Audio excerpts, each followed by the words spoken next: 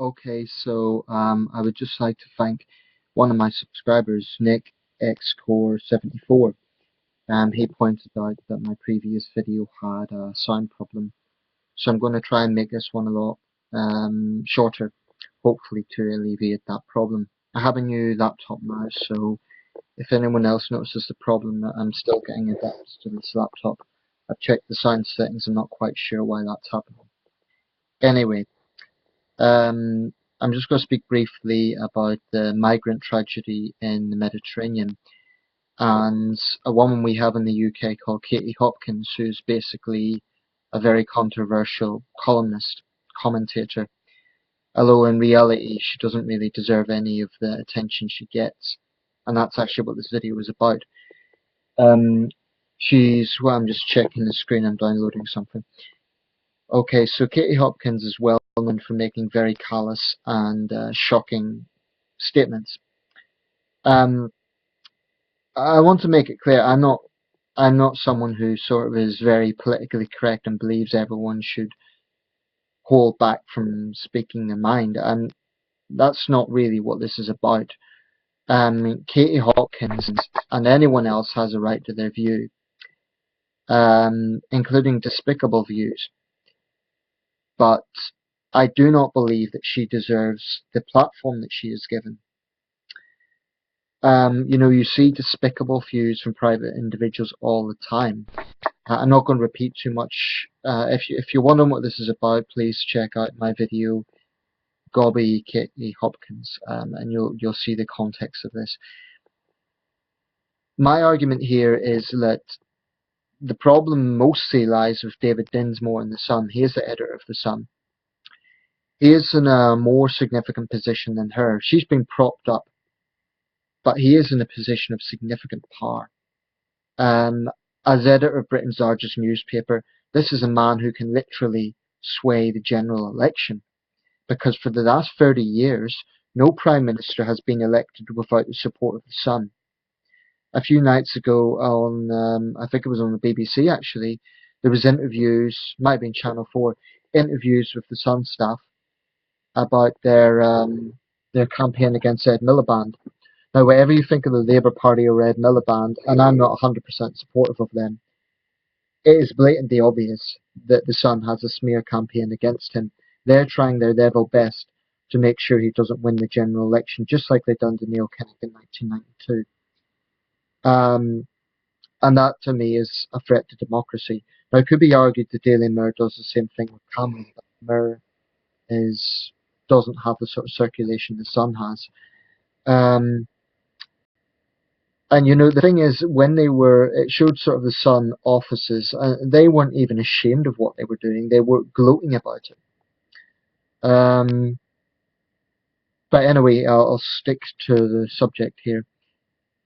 What Katie Hopkins came out with is not a credible opinion for adult, responsible debate on this subject. And when I made a comment about this earlier, someone accused me of being a lefty. Actually, I'm a centrist, but that's beside the point. This is not about being left, right, or centre, because I've seen people that can be described as being from all corners of the political spectrum, A, condemn her, and B, echo the same sort of humanitarian tones concerning this tragedy.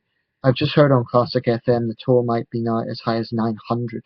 So this is a major catastrophe, this specific boating accident, and it won't be the last one, sadly.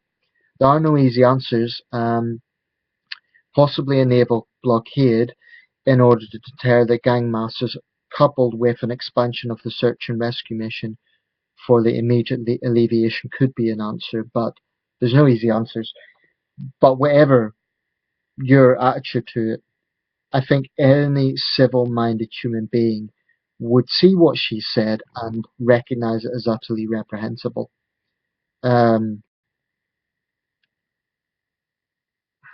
There's a lot of adjectives I can think of to describe Katie Hopkins, but I just think that, what I will say is this: she thinks that she's brave.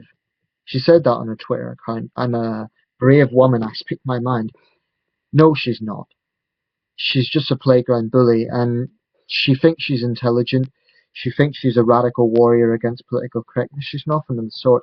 You can make um, you can make statements that could be politically incorrect without being as low as she was in that column.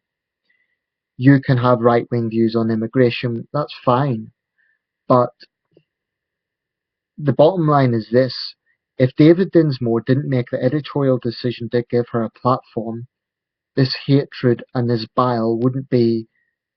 I mean, this is the same newspaper.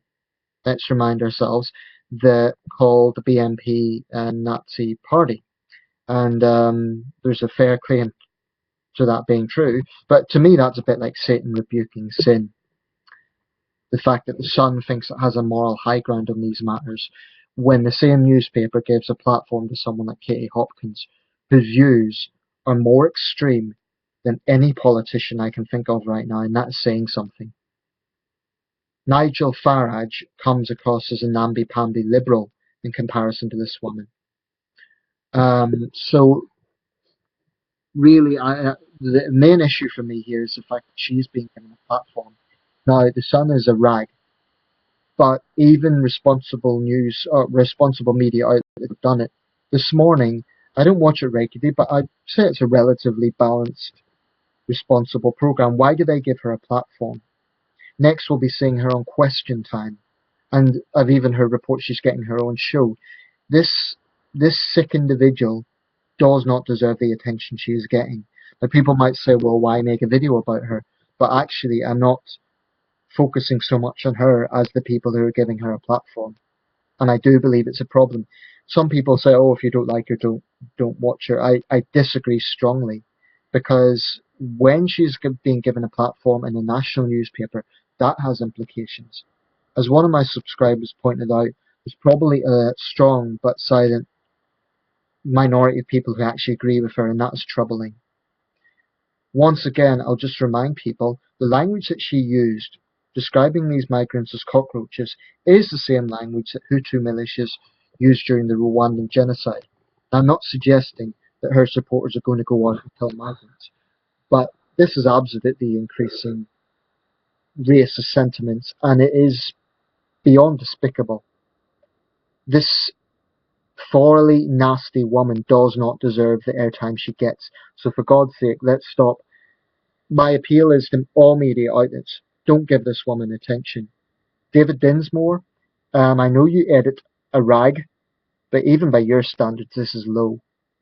And I have to say, in years of gutter journalism, this has to be one of the most despicable things I have ever seen.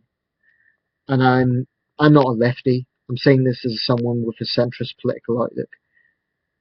And it's nothing even to do with political pendulum. This is to do with human decency. Um, I would go as far as to say what she came out with was pretty much evil, when you really think about it. Using those sort of terms to describe people in that sort of desperate humanitarian crisis, I think is just beyond anything that could be considered humanly acceptable. Um, this is beyond the gutter. So shame on David Dinsmore for giving her a platform. And of course, this is a man with no moral compass. He's only interested in circulation. But the buck stops with him. He made that decision.